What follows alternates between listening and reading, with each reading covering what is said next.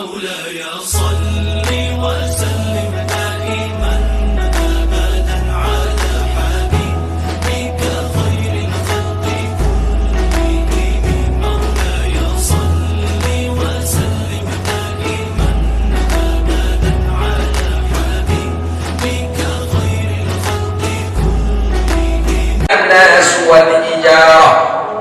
Wahai orang-orang yang beriman, ku anfusakum, lindungilah dirimu dulu, wa ahlikum, dan keluargamu. Baru keluarga kita, artinya diri awak dulu, maka selamatkan diri kita, wa ahlikum nar, dari api neraka. Ini anak-anak remaja ini luar biasa, pakai baju seragam, ya. Ini baju seragam masih hitam.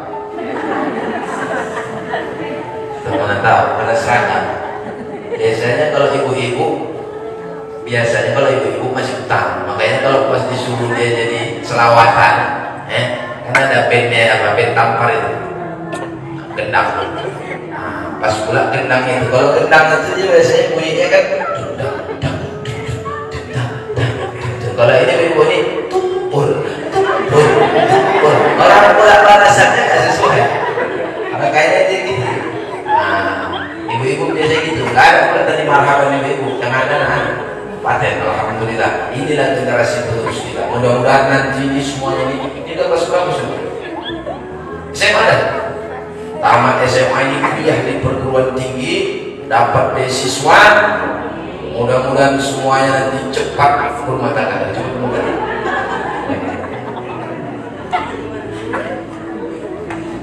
Baik, cerita Isra wal Mi'raj pasti tidak lari daripada kisah Nabi Muhammad melakukan perjalanan dari Masjidil Haram ke Masjidil Aqsa. Jam berapa sekarang? Sekarang jam 9:30. Kita ceramahnya berapa menit? 20 menit. Ya kita harus pasang kontrak dulu biar jelas. Jangan nanti saya ceramah 1 jam, ibu-ibu udah menguap. Ya, kasihan yang di belakang, masuk kepala yang dulu. Kalau mau dilanjut jam berapa? Baru kita mulai. Jam berapa? Selesai. Ini 11:30. 11:30. Oh, enggak tahan. Ini 10:30 berarti jam 10:30 selesai 1 jam. Terus baik-baik. Karena biasanya otak manusia itu kalau udah nampung terlalu lama, yang datang nanti ngantuk. Awak di sini berapi-api, saudara-saudara, kawan di bawah berair-air. Tidur semua. Udah tak ada lagi yang dengar, makanya jangan sempat nanti tidur semua. Coba, ayo kita mulai. Jadi 9:30 sampai 9:30. Cerita Isra wal Mi'raj, kata Allah dalam Al-Quran sebagaimana yang dibacakan qari, ya, apa kata Al-Quran? Subhanalladzi asra bi'abdihi laylan minal masjidil haram ilal masjidil aqsa. Tengok, perhatikan ayat Al-Quran mengatakan subhanalladzi, maha suci Allah, asra, yang telah memperjalankan. Jadi diperjalankan, bukan Nabi yang berjalan, diperjalankan. Yang namanya diperjalankan itu tidak mustahil kecuali Nabi yang berjalan. Baru Nabi yang berjalan baru mustahil. Karena Nabi diperjalankan oleh Allah, maka tak ada yang mustahil bagi Allah. Innama amru idza arada syai'an yaqulu lahu kun fayakun. Kalau Allah itu berkehendak, dia cuma mengatakan kun, maka jadi. Bukan macam kita bolak-balik bilang kun enggak jadi. Makanya afal Allah berbeda dengan afal makhluk. Perbuatan Allah berbeda dengan perbuatan makhluk. Allah tinggal mengatakan kun, jadi. Manusia tak bisa pakai kun saja, tapi ada usaha. Maka ahli sunnah wal jamaah ada usah. Jadi nggak bisa kita usah. Contoh misalnya orang sakit nggak bisa diam aja, berobat. Ya, tapi berobatnya jangan menyalahi Quran dan sunnah. Ini kadang-kadang hanya orang berobat karena kedukun. Gara-gara misalnya apa? Meriang. Kalau nggak dukun, udah meriang 3 minggu katanya. Kok nggak pakai dukun? Iya, katanya dukun bisa nyambut di saya nampak diguna-gunai. Kenapa bisa diguna-gunai? Orang yang bisa diguna-gunai itu kenapa coba? Karena tak pernah ingat kepada Allah. Orang yang ingat kepada Allah itu hati tenang. Makanya kata Al-Quran, ala bizikrillah. Ketahuilah hanya dengan mengingat Allah, tatma'innul qulub. Hati menjadi tenang. Jadi kalau misalnya orang baca Quran dia kepanasan, berarti tadi kalau baca Quran ada yang lain lagi. Kayaknya jangan sempat pas baca Quran berlarian. Ada orang ceramah ngantuk tidur, berarti diganggu. Nanti yang ngantuk-ngantuk ini suara saya kuat nanti. Takbir. Oh nggak bisa. Ini supaya nggak ngantuk aja. Kalau nanti dibilang takbir, Allahu Akbar. Supaya nggak ngantuk. Nanti kalau kalian ngomong takbir, Allahu Akbar. Biar semangat aja. Bukan maksudnya takbir, perang tidak semua enggak. Ngajak perang, takbir aja. Kata Allah tadi, subhanalladzi asra, maka Allah telah memperjalankan abdi. Siapa itu abdi? Muhammad sallallahu alaihi wasallam. Maka pelajaran yang pertama yang ada dalam Isra wal Mi'raj adalah pengakuan sebagai hamba. Ibu, Bu, iya, nggak ada orang. Bisa dipanggil ibu nggak nyawa? Saya. Bu, ini tahuan dipanggil laki nggak mau langsung datang. Bisa dipanggil ibu nggak nyawa? Tahu ibu, kita ini banyak ngaku-ngaku sebagai hamba, ya, tapi tingkahnya tak seperti hamba. Berapa banyak orang yang tak mau sholat padahal agamanya Islam. Berapa banyak orang yang tak mau meramaikan masjid ini padahal dia orang Islam. Dekat rumahnya di samping masjid, tapi tak pernah dia mau datang ke masjid. Tapi kalau ditanya, engkau ini hamba? Iya, saya hamba Allah. Iya, tapi tingkahnya tak seperti hamba.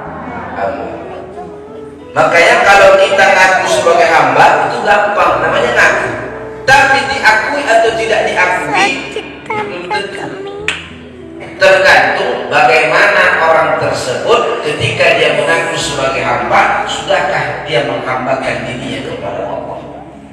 Berapa banyak orang yang ketika berkuasa dia merasa kuasa itu punya dia, akhirnya dia menganggap dialah yang punya kuasa, padahal kuasa itu milik Allah. Maliki yaumiddin, dia yang menguasai hari pembalasan. Allah punya segalanya.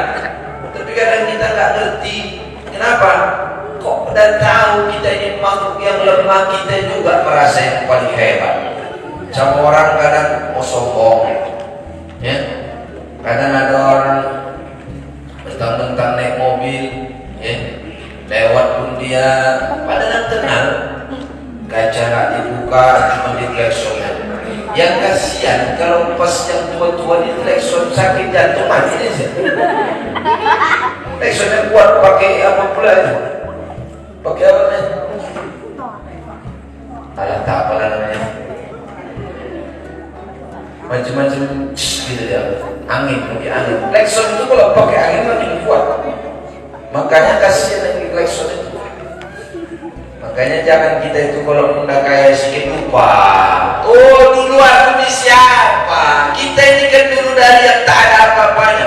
Makanya Isra wal Mi'raj ini bagaimana kita menjadi hamba yang sebenarnya hamba. Berapa banyak orang yang sholat pun kadang yang diingatnya bukan Allah. Bismillahirrahmanirrahim. Alhamdulillahi Rabbil Alamin. Ar-Rahmanirrahim. Maliki Yawmiddin. Kunci kereta terumah. Oh iya. Iyyaka na'budu wa iyyaka nasta'in. Duitnya tadi waktu di bawah bantuan, habis tuh dia bini gua. Bini gua mau beli apa pula dia habis. Akhirnya sholatnya si pikirin duit. Yang lebih parah waktu sholat ingat jemuran. Bismillahirrahmanirrahim. Udah mau jadi kacau jemuran aja. Udahlah baru nyuci udah 3 trip tadi, hancur. Belum lagi capek pinggang ini. Mau hujan pula, pas sholat pula. Iyyaka na'budu wa iyyaka nasta'in, kata imam. Imamnya lambat pula. Selesai kawan ini. Sampai at-tahiyyatu baru terus hujan. Habis kan hujan kan terakhir. Akhirnya sampai salam mikir ibu. Ya, hujan aja dipikirnya. Makanya kalau kita sholat dan yang lain-lain dipikir, itulah dapat kita. Berapa banyak orang nanti waktu menghadapi mati, karena dia tak pernah mikiri sholatnya itu betul mengingat Allah. Yang dipikir itulah yang ingat dia waktu mati. Jangan pikir gara-gara dia udah sholat selamat, belum tentu. Makanya perlunya juga terus belajar. Maka yang pertama, jadilah dirimu sebagai hamba yang sebenarnya hamba. Ini pelajaran pertama dari Isra wal Mi'raj. Jadi kalau kita tahu hamba, tahulah kita ini yang lemah, dhaif. Yang dhaif ini tak ada apa-apanya, Bu.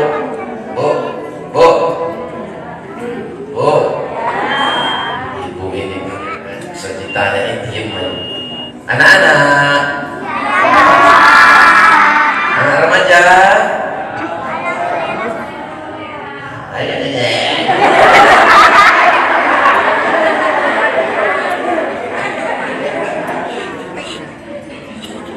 ya bisa bu, tahu ibu. Makanya ketika kita ini tahu sebagai hamba, insya Allah kita tahu meletakkan posisi kita. Jadi waktu sholat itu ingatnya hanya Allah. Kenapa? Tahu dia sebagai hamba. Kalau dia tak tahu sebagai hamba, itulah tadi. Padahal itu tadi kita kaya raya, banyak duit, mobil besar, rumah besar, istri tak nyambung. Semua serba besar. Tapi waktu sholat, ya, sesuatu yang paling mulia, yang paling tinggi, yang paling kita banggakan, kepala waktu sholat bisa ke bawah. Coba bayangkan, bahkan lebih tinggi lagi, maaf cakap, pantatnya daripada kepalanya. Pantatnya kan tinggi, kepalanya ke bawah.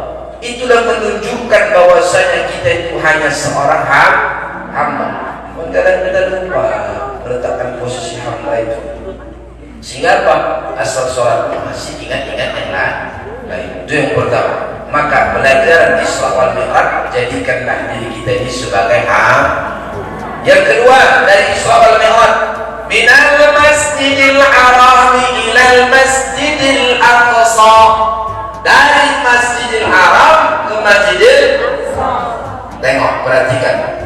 Ada pelajaran yang paling penting. Kenapa dari masjid ke masjid? Bukan minal jabal ilal jabal. Kok tidak dari gunung ke gunung? Atau minal bait ilal bait, dari rumah ke rumah. Tapi dari masjid ke masjid. Ini menunjukkan Nabi Muhammad SAW ketika dia hijrah ke kota Kuba, yang pertama kali didirikan adalah masjid, bukan yang lain-lain. Makanya masjid inilah tempat, bahasa kampung kami bilangnya central of change. Itu bahasa kampung kami. Pusatnya perubahan. Maka masjid ini adalah pusatnya perubahan. Kalau mau nengok bagaimana suatu daerah itu, lihat bagaimana masjidnya. Kalau misalnya masjidnya kosong, tak ada jamaah, berarti di daerah sini ini Tak ada yang baik, Pak. Sulit mencari orang. Tapi kalau masjid itu ramai, apalagi subuhnya seperti sholat Jumat, subuhnya macam sholat Jumat, maka ini orang kafir pun bisa gentar melihat. Dalam kitab apa itu, rahasia sholat subuh, apa katanya?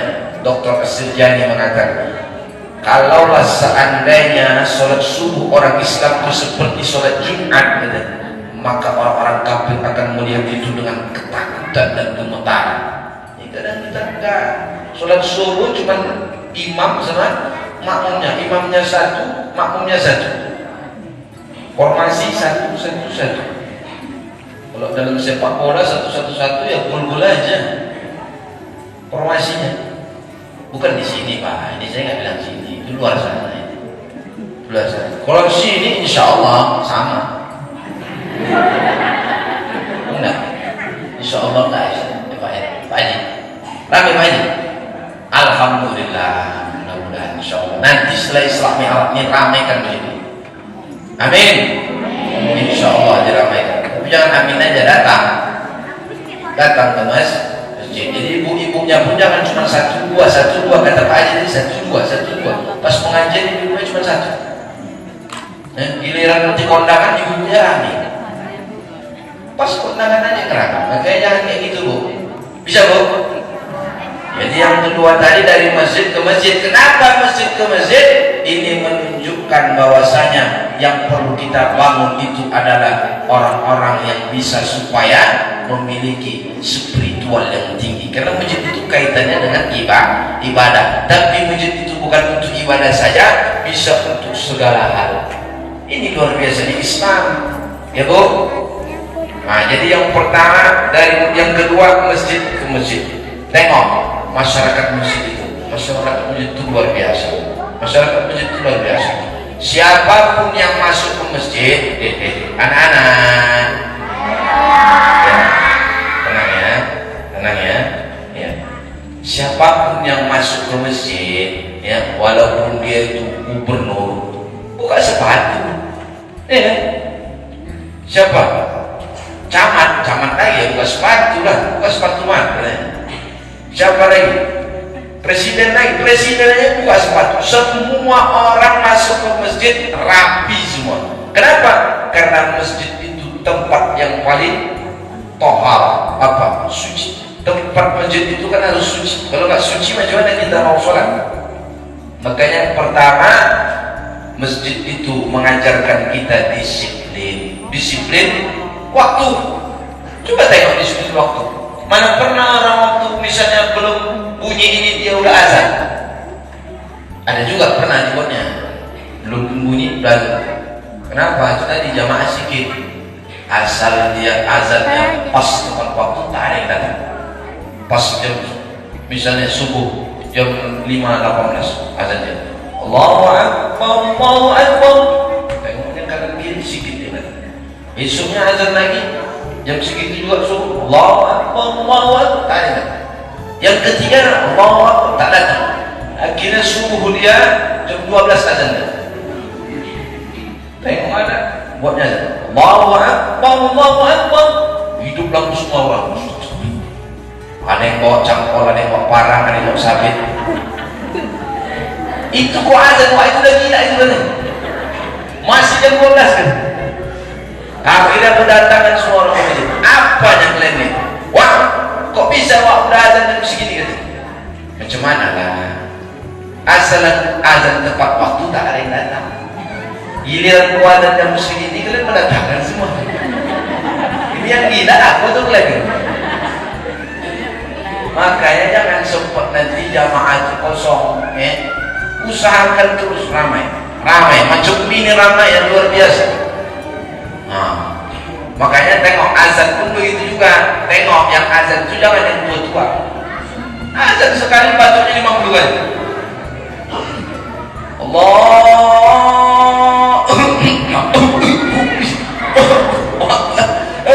Batuknya 50 kali. Itu wak-wak itu dah jangan disuajan. Bukan salah wak-wak itu. Yang salah yang muda-muda. Kenapa dibiarin? Makanya yang muda-muda azan. Kalau yang muda-muda azan macam anak-anak tadi itu yang baca surah An-Nazi'at tadi, ini anak-anak juga hafal soal nasihat. Awal tua-tua pun hafal. Juara ya. Wan nazi'ati gharqa, hafal dia. Coba ibu-ibu pun kalau disuruh tentu hafal.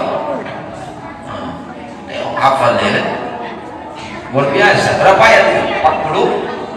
46 ayat dapat dia.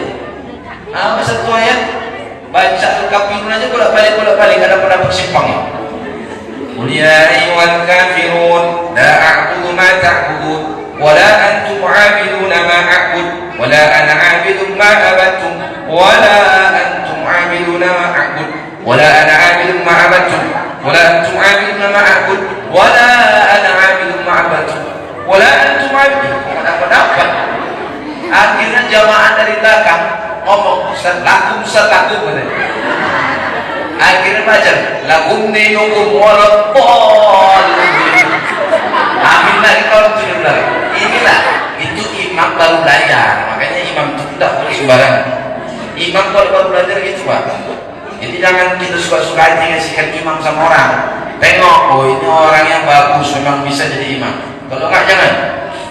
Apalagi surah An-Tin itu bisa larinya nanti ke wal asr والتين والزيتون والطور السينين وهذا البلد الأمين لقد خلقنا الإنسان في أحسن تقويم ثم رددناه أسفل سافلين إلا الذين آمنوا وعملوا الصالحات وتواصوا بالحق وتواصوا بالصبر. Allahu Akbar. Pas ruku kok larinya ke asal ini piye pikirnya orang pula imam sekali-sekali pening kepalanya dulu gimana itu kan gawat asal itu seharusnya falahum ajrun kan kok baliknya ke sana. Akhirnya karena malu imam ada macam gini lewat dia lari sana ditinggal makmumnya semua. Karena nggak tahan kalau udah berapa lama ruku ditengok imamnya hilang kan imam hilang udah kadang malu. Makanya nggak bisa imam itu suka-suka hati banyak itu ya, apalagi baca Inna a'toin aja nggak lewat. Bismillahirrahmanirrahim. Inna a'toina dari belakang gaya kali lah kau imam rupanya dibaca Inna a'toina. Awak kira tak apa? Inna a'toina kal-kawsar fasalli li rabbika wanhar. Inna a'toina kal-kawsar fasalli li rabbika wanhar.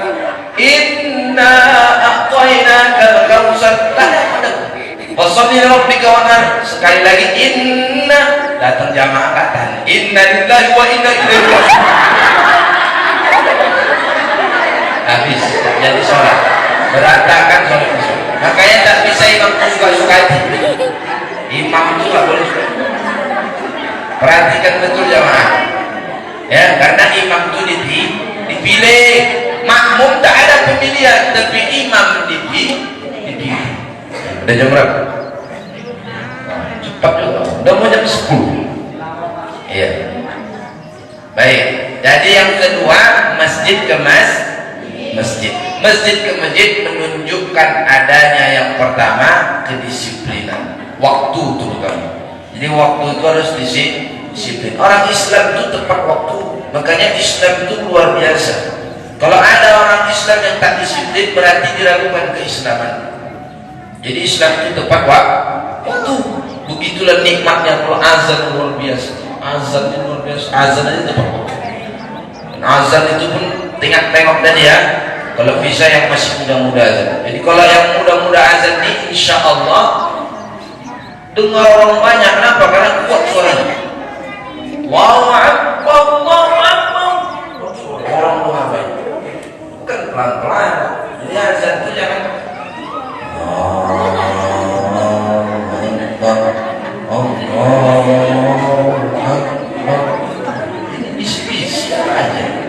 Kata setan, oh serius tak baca azan? Karena kalau kita azannya kuat-kuat, setan itu lari setan itu. Siap azan baik-baik dia. Kenapa? Karena azan itu memang musuh setan. Nanti terbirit-birit orang itu lari sampai terkentut-kentut. Dalam hadis setan itu terbirit-birit sampai terkentut kalau mendengar azan. Takut dia, tapi yang mantap azannya Allahu Akbar, Allahu Akbar. Harus itu. Terus bunyi suara anjing. Iya, dia melihat setan. Tengoknya setan, oh lari setan, lari. Begitulah azan. Makanya azan-azan itu pun ada cengkok-cengkoknya. Kalau azan Mekah itu, pernah dengar azan Mekah? Azan Mekah itu, Allahu Akbar, Allahu Akbar. Azan Mekah. Kalau azan Madinah dia agak enak sih. Allahu Akbar, Allahu Akbar. Wah, naik-naik dia teman. Makanya waktu hayya as-salat.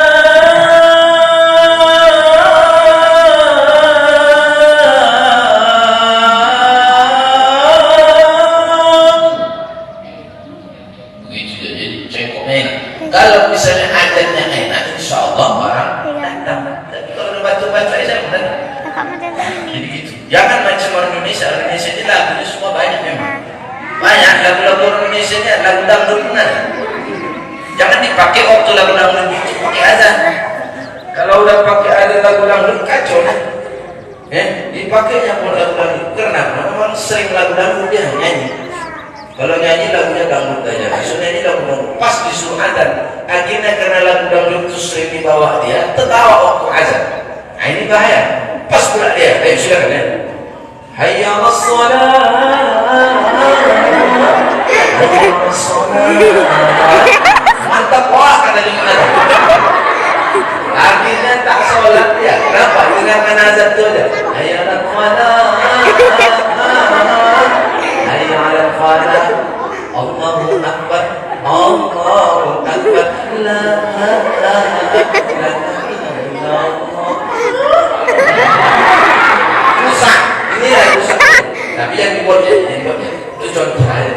Dia kalian buat nanti ya. Nanti dibuatnya pula azan kayak gitu. Itu jamaah itu kalau kayak gitu bukan azannya. Tak jadi dia berangkat ke masjid, joget di berita. Jadi pakai itu aja. Makanya pakai azan yang bagus tuh. Pakai azan Mekah itu kan bagus. Bawa azan lagi. Bang ya? Bisa azan lagi? Siapa nama? Siapa nama? Arsyad. Kelas berapa? 10 dah. Tamatnya mau mana? Kuliah ke mana? Medan mana? Medan. Usul. Nah, insya Allah mudah-mudahan kita doakan berhasil dan makan nanti usul. Amin. Amin. Amin ya Rabbal Alamin. Ada namanya? Bapakmu? Cewekmu ada cewek? Oh mama bapakmu nggak ada, cewek kok ada. Ya. Makanya jangan sering-sering apa bertemu bahaya. Ya. Mau dari mata turun ke dari mana datangnya tinta? Dari sawah turun ke kayu. Dari mana datangnya cinta? Dari mata turun ke dompet, habis dompet hilang itu hati. Ya. Jadi yang kedua, masjid ke masjid, dari masjid kita lihat kedisiplinan. Disiplin. Yang kedua, di masjid itu imam harus diikuti. Jadi imam kalau sholat, imam ruku kita ikut ruku, imam sujud kita ikut sujud, imam iktidal kita iktidal. Jadi ikuti apa yang dibuat imam selagi tak melanggar tuntunan Al-Quran dan Sunnah, ikuti imam. Ini kadang ada jamaah ini bulan-bulan imam masih Allahu Akbar mau ruku, masih ruku gini dia udah bulan ruku. Ada nanti imam baru mau sujud, dia udah sujud duluan. Jangan kita mendului imam, ikutilah imam. Begitu dia. Jadi imam itu dicontoh, diikuti. Tapi kalau sudah melanggar, jangan ikuti. Imam muan angin, kita jangan bawa karena dia bilang, oh kami mengikuti imam karena imam buang anginnya besar, kami lebih besar. Diikuti juga imam buang angin, makmum buang angin, akhirnya batal semua. Jadi jangan kita ikuti. Yang tak baik jangan ikuti. Dan imam pun harus tahu kapan dia telah tidak suci lagi, misalnya buang angin. Kadang ada imam itu buang angin dia kecilnya memang nggak bunyi, memang nggak bunyi, tapi wanginya itu mana-mana. Itu namanya maaf cakap kentut teroris. Teroris itu diam tapi mengumpulin. Tak bunyi dia memang. Tapi satu ruangan ini pingsan beda. Nah yang kayak gini nih, kalau udah tahu dia buang angin, keluar dia gantian. Jangan dia nanti terus jadi imam. Nanti dia bilang, Pak Imam, tadi nampaknya ada bau kentut sedikit. Mana ada bau kentut? Enggak, tadi nampak. Iya sedikit. Iya, sedikit pun batal. Jadi jangan pula gara-gara nganu dia tak mau ganti gara-gara buang angin, akhirnya terus disolat terus akhirnya batal. Kalau misalnya tak tahu makmum tak masalah, makmum udah tahu. Wah ini kan bau buang angin, siapa yang mau tanya? Imam buang angin tadi, karena imam yang di depan. Karena yang tak mungkin yang belakang itu mencium ke depan, nanti balik dia kecuali AC-nya belok kemari. Nah, jadi yang jelasnya itu tadi. Yang kedua, di masjid itu ada pimpinan itu imam dan kita mengikuti imam. Yang ketiga dalam masjid itu ada yang namanya kesabaran. Makanya dalam sholat itu kan dibilang apa? Wasta'inu bis-sabri was-shalah. Kan gitu kan? Dalam Al-Quran. Sebelum sholat ada sabar, menunjukkan sholat itu harus penuh dengan kesabaran. Makanya kalau imam baca Bismillahirrahmanirrahim, Yasin, baca Yasin sama imam. Yasin itu kan panjang, berapa ayat Yasin? Oh, berapa ayat? Ibu kan ada wirid Yasin, berapa ayat Yasin? Hah? Ibu-ibu bukan kalian? Ibu-ibu berapa ayat? 83 ayat. Yasin wal Qur'anil Hakim. Kita dari belakang tenang aja, jangan pula nanti Yasin, mampus Ustaz Yasin pula dibaca. Berapa ayat itu? Jengkal atau kayak gini? Udah kita kencing pula bacanya Yasin. Ustaz beber kabeh nang kene. Makanya jangan pula kita tak sabar, tengok biarkan aja. Oh biasa, tak mungkin dibaca dia semua. Kecuali tadi memang dia itu sholat sunnah sendirian, dibacanya semua itu setia. Maka imam pun tengok jamaah. Kalau ditengoknya jamaah udah tua-tua, tak bisa ditahan lama. Baca aja surah yang pendek. Inna a'tayna, agak payah. Ya, yang imam, sering imam, tengok jamaah itu. Jangan kita paksakan baca Ar-Rahman 'allamal Qur'an. Wajahnya Ar-Rahman. Ar-Rahman berapa ya? 78 ayat. Wajahnya bengkok kan. Saking panjangnya baca ayat sampai gitu. Maka yang ketiga perlu kesabaran.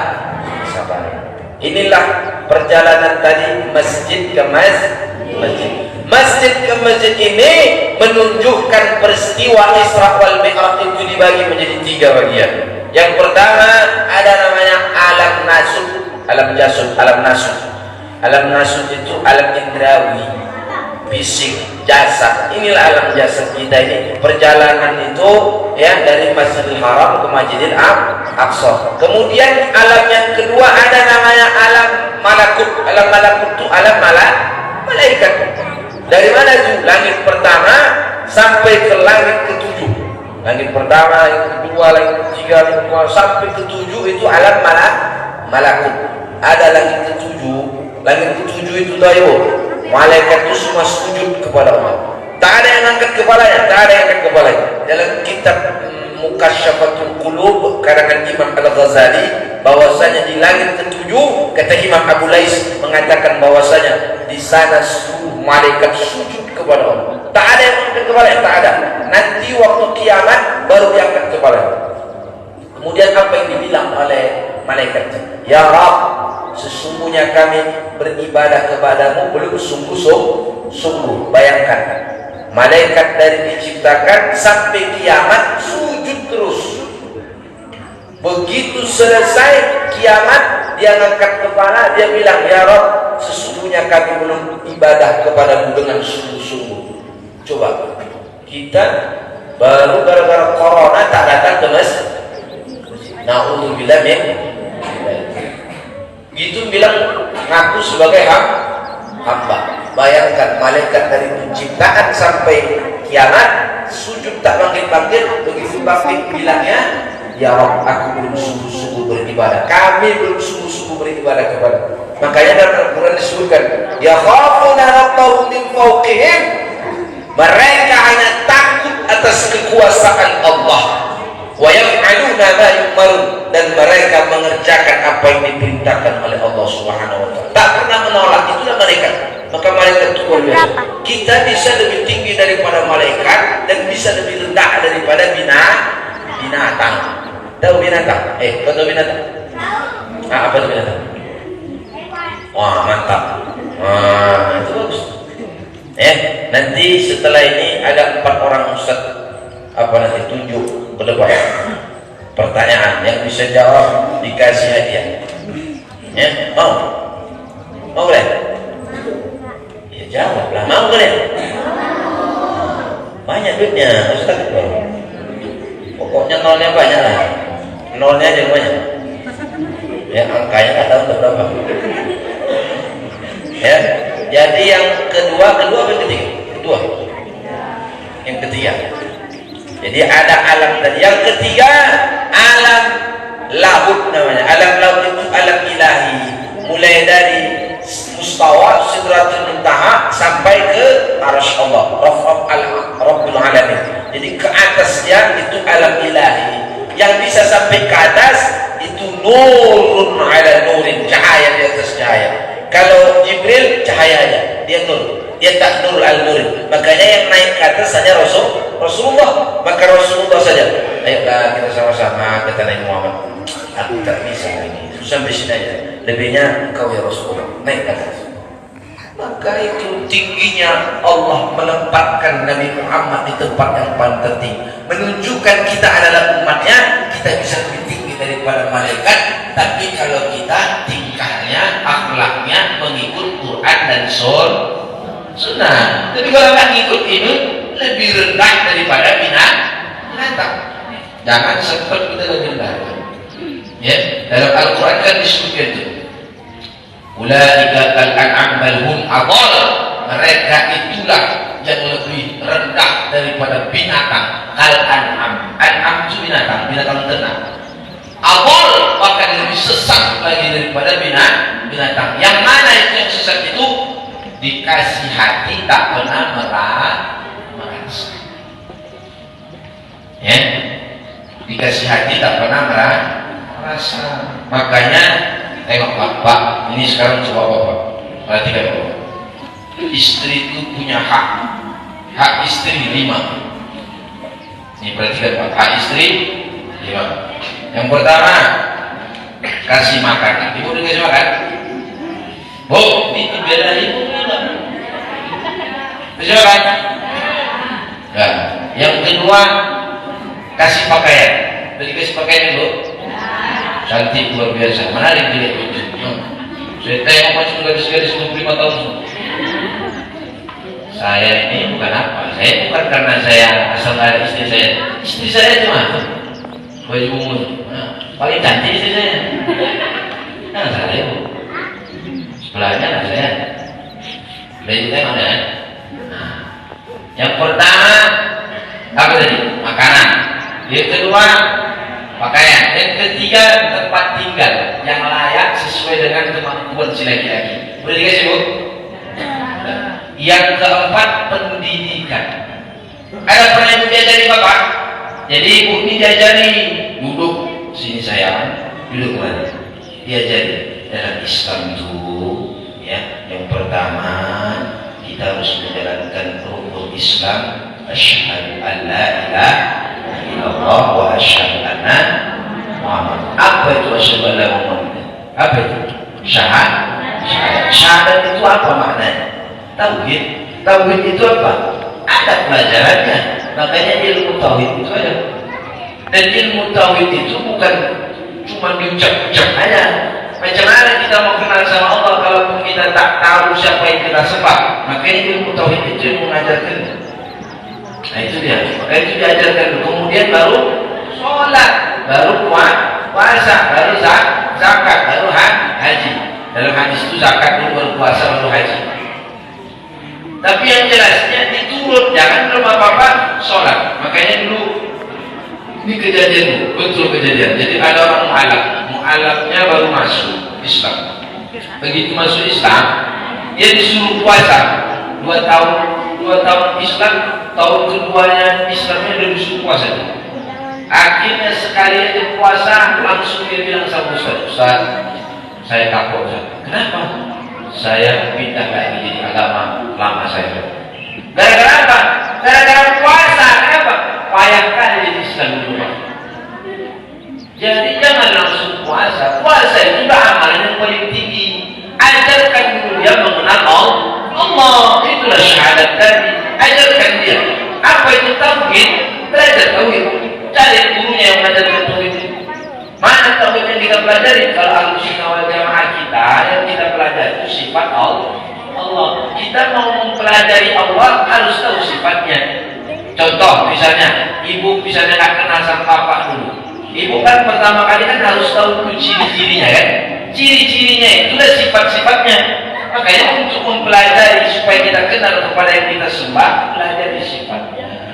Pernah kalian dengar sifat-sifat Allah? Sifat-sifat Allah pernah dengar? Ada berapa sifat Allah?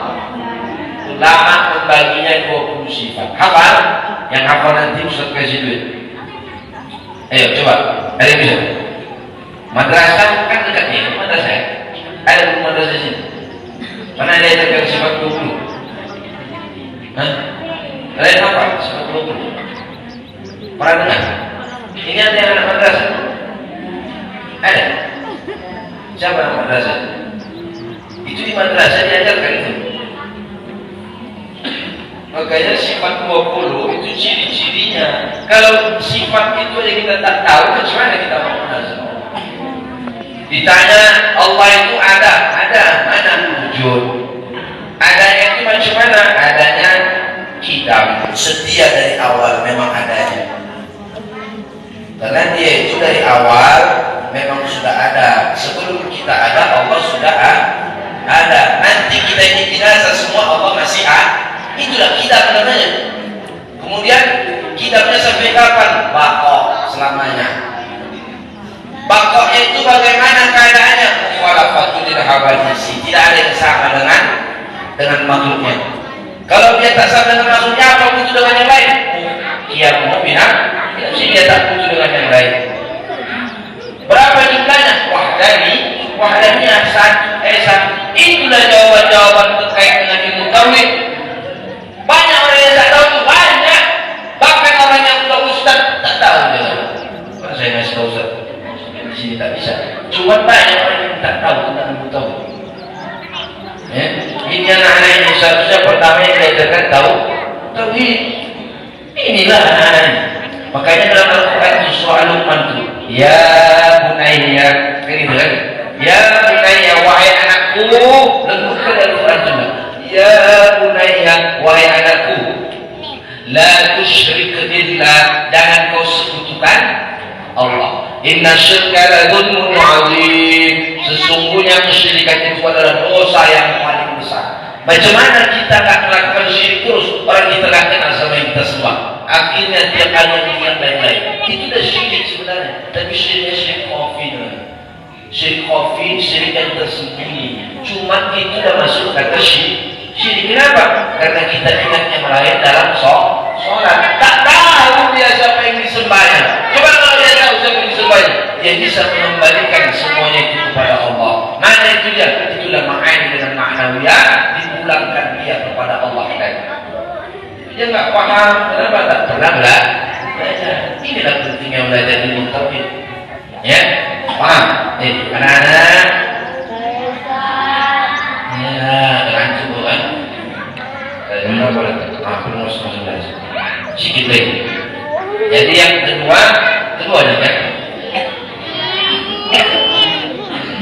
Yang kedua dari masjid ke masjid. Nah, kemudian yang ketiga dalam Al-Quran itu disebutkan linuriyahu min ayatina, untuk menunjukkan tanda-tanda kebesaran dari ayat-ayat kami. Nabi Muhammad ketika itu melihat perjalanan Isra wal Mi'raj itu, ada seseorang yang perempuan, bukunya itu terbuat dari baja, besi, kemudian mencakar-cakar mukanya. Tahu ibu kenapa itu? Tahu ibu kenapa? Mencakar-cakar mukanya. Tengok Nabi, kemudian ditanya Jibril, ya Jibril, itu kenapa perempuan itu kok mencakar-cakar muka?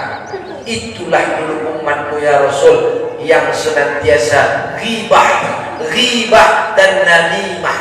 Tahu ghibah? Mencintai aib-aib orang. Namimah itu ngadu domba. Ngadu domba itu bukan domba dibawa jadu, bukan. Nah, si A dengan si B, datang si C, yasutnya si A dengan B, kemudian berkelahi si A dengan B. Itu namanya ngadu domba. Ini nanti akan seperti itu kejadiannya. Kukunya panjang dari baja, kemudian dia mencakar-cakar mukanya. Kenapa mencakar mukanya? Karena sebenarnya ketika dia berghibah, baliknya nanti sama dia sendiri. Itulah yang terjadi. Makanya kalian anak-anak remaja jangan suka gosip. Siapa itu apa? Iya, udah bawa drum band dia. Gosip. Jangan ya. Makanya biasakan kita itu nggak suka lah yang namanya kumpul-kumpul yang tak ada ilmunya. Jadi kumpul itu ada pengajian, kumpul itu selawatan, itu dia. Ya, jadi anak-anak itu begitu. Tapi anak-anak itu bagaimana keadaan orang tuanya. Jadi kalau di rumah Bu, kalau ibu sering bacakan selawat, bacakan Quran, anak-anak ini jadi pintar semua. Jadi kalau dulu kecil-kecil ya, kalau misalnya masih anak-anak itu orang tua suka menyanyikan lagu-lagu Islam ya. Sallallahu ala Muhammad dibawa lagu sallallahu, gitu dia. Bawanya lagi lagu-lagu yang Islam tadi macam ini. Salatullah salamullah. Jadi baca apa, berjanji pun bisa ya kan. Al-jannatu wa na'imuha sa'dun liman yusalli wa yusallim wa yubarik alaihi Allah. Gitu. Semangat ya. Jadi dibaca-bacakan itu anak itu. Atau sifat 20 tadi, wujud kidam baqa mukhalafatul lil hawadisi. Bisa nggak? Ayo sama-sama. Ini yang remaja bisa. Nah coba, wujud kidam baqa mukhalafatul,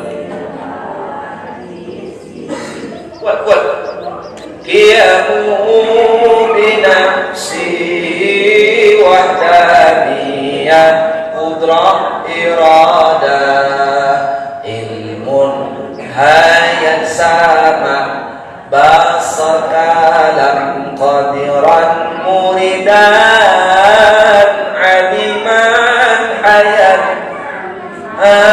basiran mutakallim. Itu di pesantren dibawa itu, pesantren bacanya, pesantren Hashimiyah dipakainya. Saya dengar itu di sini orang dekat rumahnya saya. Wujud tidak apa, itu ya diajarkan anak-anak itu ilmu tauhid. jangan tak diajarkan. Nah, ini pentingnya belajar ilmu tauhid tadi. Ya, jadi anak-anak itu kalau sering dilakukan Islami, insya Allah tingkahnya pun baik. Jangan dilakukan lagu yang tak Islami. Ini baru lagi masih hamil aja, kadang lagunya tak apa. Anak di ayun-ayun, ayunnya lagu dangdut lagi di bawah. Nah, kemana, apa anaknya kemana-mana ya lagu. Itulah anak kalau dia kendang itu, kemana. Oleh tarik ses katanya, semongko, kemana ke makanya jangan dibawa lagu-lagu gitu, bawa lagu-lagu Islami, bawa lagu-lagu Islami itu, bacakan selawat. Ibu-ibu pun kalau masak baca selawat. Sallallahu ala Muhammad. Pas masak nasi goreng. Tapi jangan kelamaan selawatnya gosong nanti. Baca selawat itu tengok-tengok juga nasinya. Sallallahu alaihi wasallam. Sallallahu ala. Pas sudah selesai, ulang lagi ya. Assalamualaikum. Waalaikumsalam. Abang pulang deh, dia cium tangan. Cium tangan. Ada bos kakinya, bukakan bos kaki. Udah, ambilkan minumnya. Kasihkan minum. Pak, duduk. Udah, duduk. Dan selesai itu, pas nasi goreng yang selawatan sudah dikasihkan, dimakan dia. Manis sekali rasanya. Jadi, iyalah bang, inilah selawat. Nah, coba tadi misalnya pas masak nasi goreng, lagunya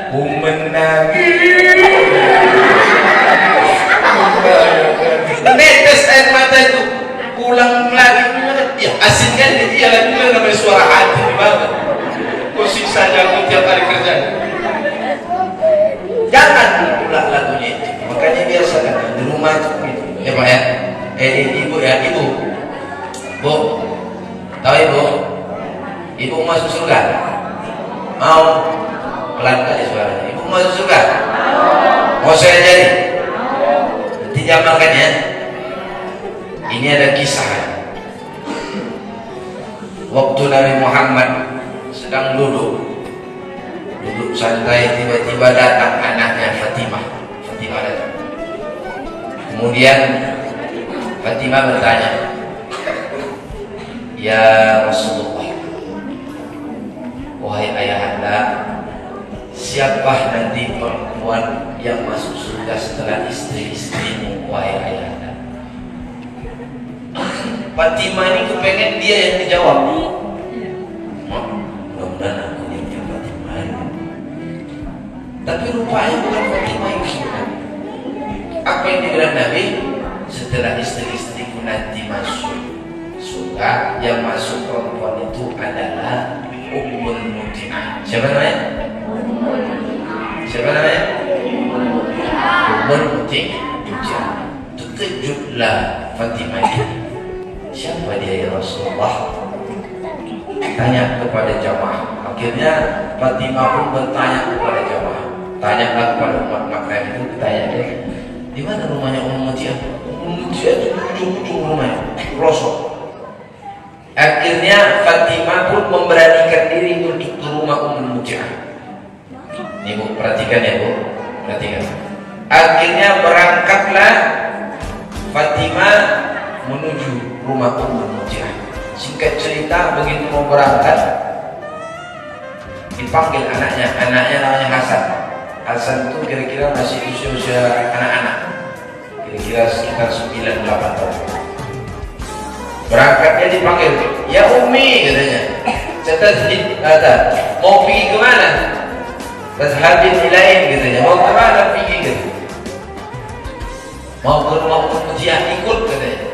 Akhirnya ikutlah anaknya Hasan sama Fatimah. Fatimah dengan Hasan berangkat ke Ummul Muti'ah, rumahnya.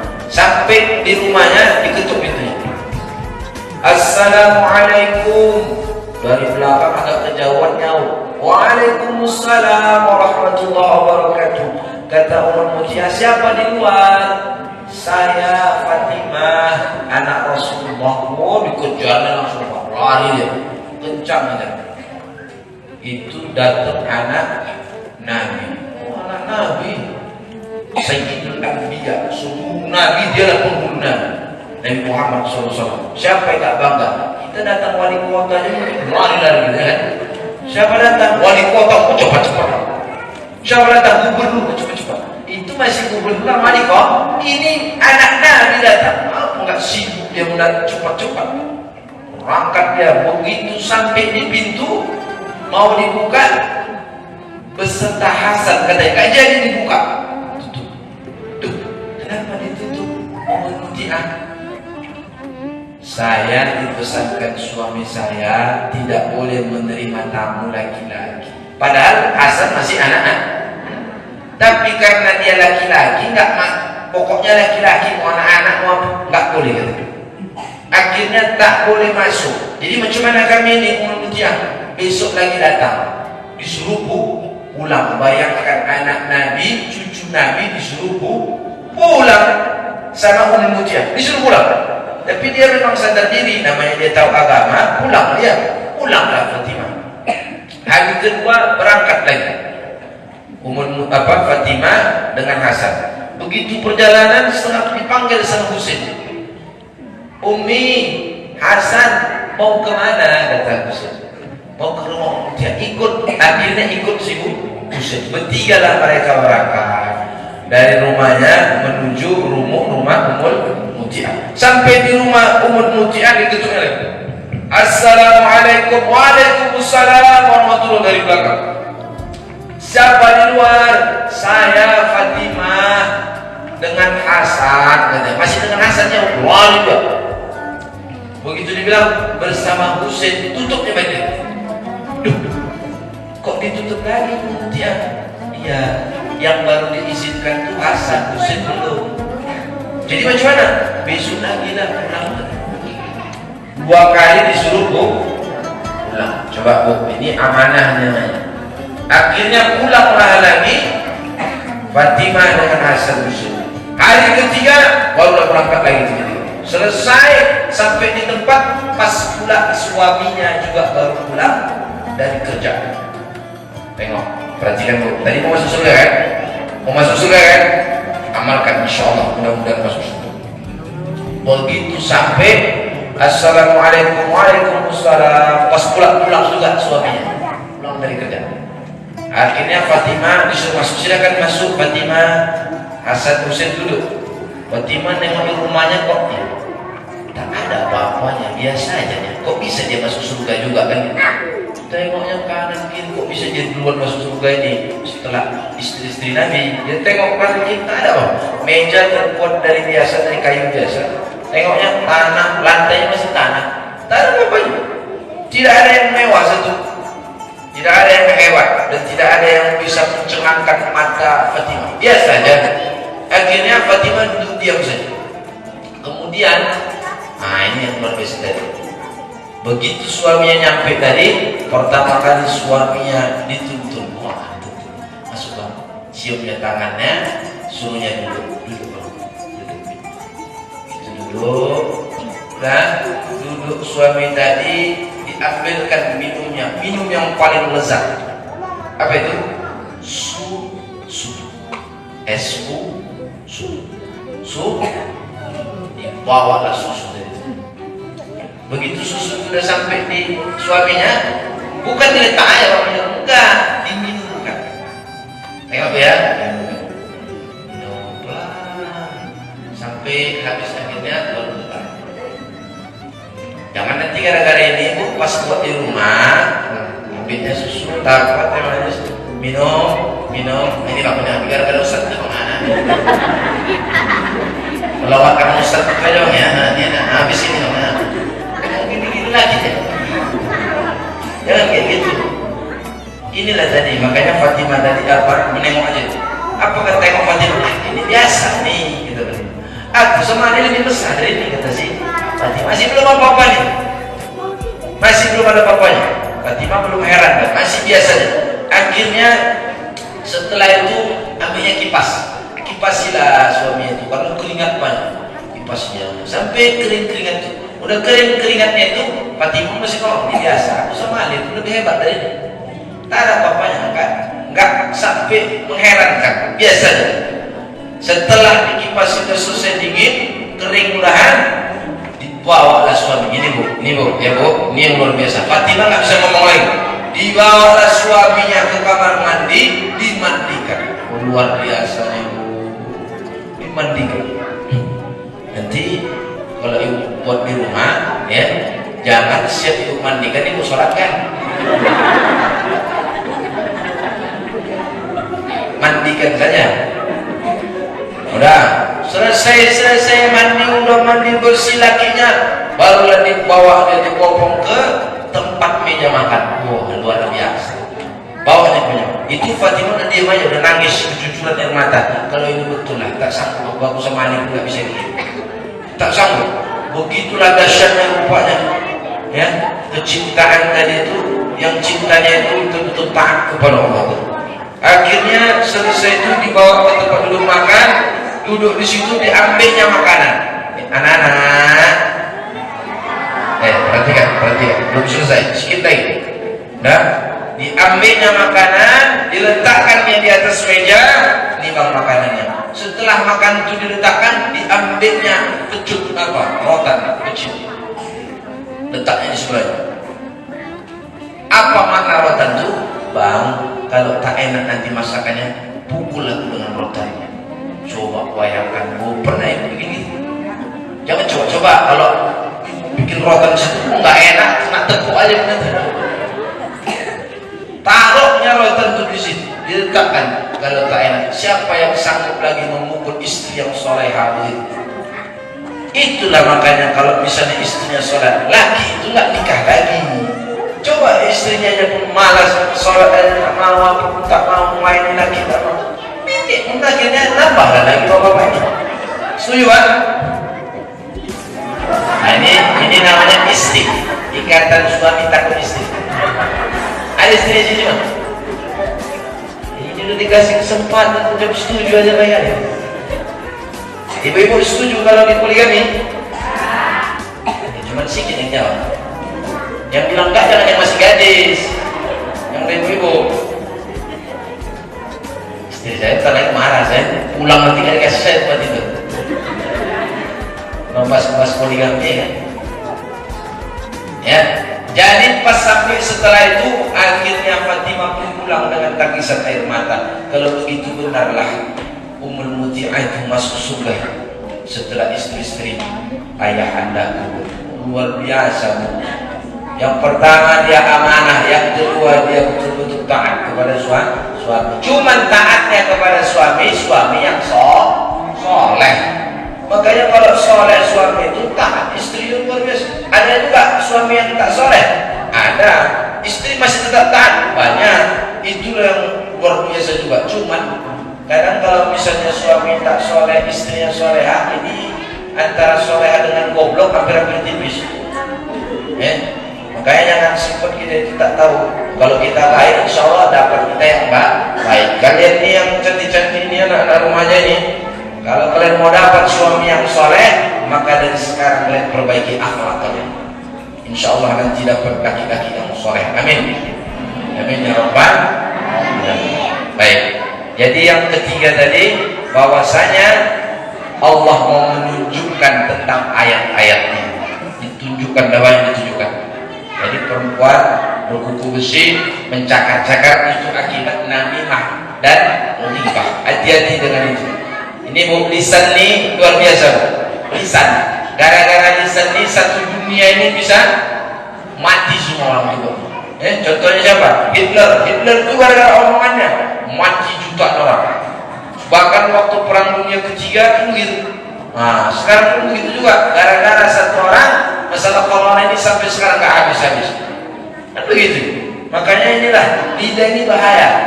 Makanya waktu Luqmanul Hakim disuruh, Luqman mana yang paling enak dari makanan tersebut? Dibilang dia lidah dengan hati. Mana juga yang paling kotor? Lidah juga dengan hati. Jadi sama-sama lidah dengan hati. Itulah yang paling kotor, itu juga paling enak. Makanya jangan sampai lidah kita ini berkata-kata yang tak baik. Apalagi bentar lagi bulan puasa. Nanti bulan Syakban mau bulan puasa, banyak-banyak minta maaf sama kawan-kawan yang belum pernah kita sakit. Jadi ampunan kepada Allah tetap, kalau kita taubat diampuni, tapi kalau sama manusia minta maaf. Bisa Pak, minta maaf. Nanti kita sebelum pulang salam minta maaf. Maka salam itu kan menggugurkan dosa. Ini sekarang salam pun tak boleh lagi. Nah, corona. Padahal salam itu menggugurkan dosa. Coba kalau selesai sholat, ada pula di sini yang misalnya selesai sholat jorok dia kan gak ada. Orang sholat itu kan suci keadaannya. Karena suci dia salam tak apa. Salam selesai. Kami masjid kami sampai sekarang tetap salaman. Tidak ada masalah. Tidak ada yang kena corona. Yang jelasnya yakin bahwasanya Allah itu maha adil, maha penolong, maha bijaksana, semuanya maha kepadanya. Makanya kalau lagi diserahkan kepada Allah, tak ada yang kesulitan. Ya, kita mulai ngantuk nih. Sama-sama dulu kita. Sama-sama berselawat. Sallallahu ala sallallahu alaihi wasallam.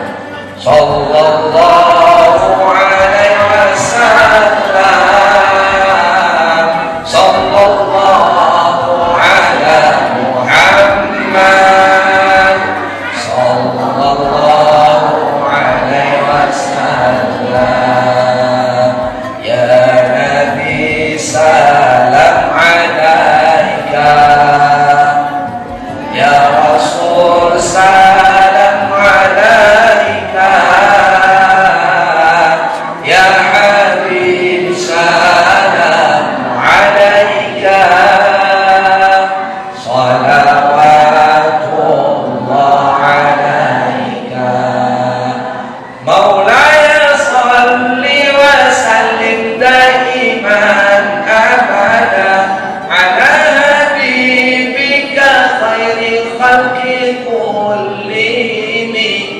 Terus Maulaya salli wa sallim daiman abada ala habibika khairil khalqi kullihim. Maulaya salli alaih, Maulaya salli alaih, Maulaya salli alaih, salawatullah alaih. Jadi kalau sering berselawat, mudah-mudahan ya, Allah akan turunkan rahmatnya dan nanti kelak akan memberikan syafaatnya. Baik-baik selawat. Siapa yang berselawat sekali dalam sehari, maka Allah akan balas 10 kebaikan kepada dirinya. Dan orang yang berselawat 10 kali dalam sehari, 10 kali, maka malaikat Jibril terutama, dia akan membawa kita kelak melewati jembatan Shiratal Mustaqim secepat kilat. Macam buruk. Buruk itu kan kilat. Arti buruk itu kilat, secepat kilat. Buruk itu tunggangan Nabi waktu Isra Mi'raj. Makanya waktu Nabi menggunakan buruk, buruk itu dalam hadis itu ada yang mengatakan langkah dia sepanjang mata memandang. Soal sekali langkah langsung jalan. Makanya secepat kilat. Begitu cepatnya. Makanya peristiwa Isra Mi'raj itu tak bisa diakal dengan akal saja, tapi harus dengan iman. Imanlah yang akan dapat menjawab peristiwa Isra Mi'raj. Makanya 3 dari kita bahas. Yang pertama apa tadi? Menjadi hamba. Yang kedua, kuatkan masjid. Ingat, masjid dari masjid menunjukkan masjid itu harus kuat. Anak remaja harus kuat. BKM kompak dengan jamaah. Jangan BKM ini cekik-cekinan. BKM nggak pernah cocok sama jamaah. Ya, setiap bikin acara BKM ini nggak pernah pas sama jamaah. Akhirnya apa? Nggak pernah jadi bikin acara. Apa? Muzakarah, diskusi, ambil jalan yang terbaik baru tentukan. Begitu. Jadi insya Allah BKM itu menjadi tempat yang paling fleksibel. Jadi sama jamaah itu tak dia itu monoton. Yang namanya monoton itu terpaku pada satu hal saja. Akhirnya apa? Akhirnya terjadi perpecahan. Bukan seperti itu. Jadi fleksibel dia. Oh, jamaah kita ada yang seperti ini, jamaah kita seperti ini. supaya apa? Menyatu jamaah itu, ya. Kemudian yang ketiga tadi apa? Yang ketiga, Allah menunjukkan ayat-ayat Al-Quran itu menunjukkan kepada kita supaya kita tahu bahwasanya inilah peristiwa Isra Mi'raj ini. Ada hal-hal yang memang tidak bisa dilihat hanya dengan akal saja, dengan mata, tapi harus dilihat dengan hati. Karena hati itu adalah tempatnya ya segala hal. Kalau baik hatinya, maka baik seluruh amalnya. Kalau buruk hatinya, maka buruk segala amalan. Insya Allah mudah-mudahan kita semuanya bisa menjaga hati kita. Amin. Ya Rabbal Alamin. Jagalah hati, jangan kau kotori. Jagalah hati. Apa? Hah? Apa? Apa? Jagalah istri, jangan kau sakiti. Doanya istri, tangisnya bidadari. Ya Bu? Oh, bisa Bu? Makanya kalau yang muda-muda, apalagi baru nikah, ya sayangkan sama suami. Istri pun begitu juga, sayang sama suami. Suami pun sayang kepada istri. Jangan kalau udah tua sama istri itu tak mau tengok dari istri. Apalagi udah istrinya udah gak ada lagi budinya. Dari atas kepala sampai ke bawah bulat semua. Bulat tengok dari budik-budik aja. Gara-gara apa nih? Orang keluar dan 6 orang dari perbudak. Kalau keluar 6 orang jangan banget. Yang penting kan sehat, insya Allah. Ya Bu, ya Bu. Penting sehat Bu. Nah, insya Allah mudah-mudahan. Jadi itu aja. Tak banyak-banyak lagi karena ada lebih dari 1 jam. Makin banyak, makin tak konsen. Nah, 3 dari itu aja. Kalau dapat pulang dibawa, ingat dia, diamalkan, insya Allah barokah semua. Mudah-mudahan Isra wal Mi'raj ya pada tanggal 29 Rajab ini di bulan haram ini senantiasa kita beramal yang saleh, karena orang beramal saleh di bulan Rajab, bulan haram, Allah akan lipat gandakan pahalanya. Tapi begitu juga sebaliknya, kalau kita beramal yang tak saleh, maksiat yang kita buat, maka kita pun akan dibalas 2 kali lipat juga daripada keburukan kita. Mudah-mudahan kita semua melakukan kebaikan, dan insyaAllah di bulan Sya'ban ini banyak-banyak puasa, karena puasa di bulan Sya'ban itu sunnah baik. Nabi itu menurut riwayat Aisyah di bulan Sya'ban ini banyak puasanya, bahkan sampai penuh pada bulan puasa di Sya'ban. Jadi kalau kita mau penuh bulan puasa Sya'ban bagus, kalau nggak sanggup pertengahannya itu jadi, nggak sanggup juga Senin aja 1 hari aja, nggak sanggup juga, alhamdulillah mati aja. Cuma yang kasih tahu ya, insya Allah mudah-mudahan kita jadi orang yang lebih baik ke depannya. Amin ya Rabbal. Saya tutup dengan doa sebelum doa saya kasih pantun. Mau bantu? Kamu bantu? Jalan-jalan apa namanya? Kalau ada sungai di ladang, boleh kita berdoa mandi. Kalau ada umur kita yang panjang, boleh kita berdoa lagi. Kalau ada jarum yang patah, jangan disimpan di dalam peti. Kalau ada kata-kata saya salah, jangan disimpan di dalam hati. Kalau ada jarum yang patah, jangan disimpan di atas peci. Kalau ada kata-kata yang salah, tolong jangan dilaporkan Pak Polisi. Kalau ada jarum yang patah, jangan disimpan di dalam kantong. Kalau ada kata-kata yang salah, tolong dimaafkan dong. Kalau ada jarum yang patah, jangan dimasukkan dalam celana, karena bayi muncul sakit nanti. Kalau ada, semua itu menyebabkan kita dipertemukan. Guru pilihan Guru Cendrawasih, cukup sekian dan terima kasih. Guru Raja Wali, Guru Garuda, Guru Lang, itulah nama guru yang di sini. Kalau lagi bantu kita nyala-nyala kan. Mudah-mudahan kita semua yang hatinya semua yang dapat rahmat Allah, dan mudah-mudahan acara kita diberkahi oleh Allah Subhanahu wa taala. Amin ya Rabbal alamin. Bila ini kalau masalah astagfirullah kasiran, kita tutup dengan doa. Insyaallah mudah-mudahan ala hadinya wa kulli al-Fatihah.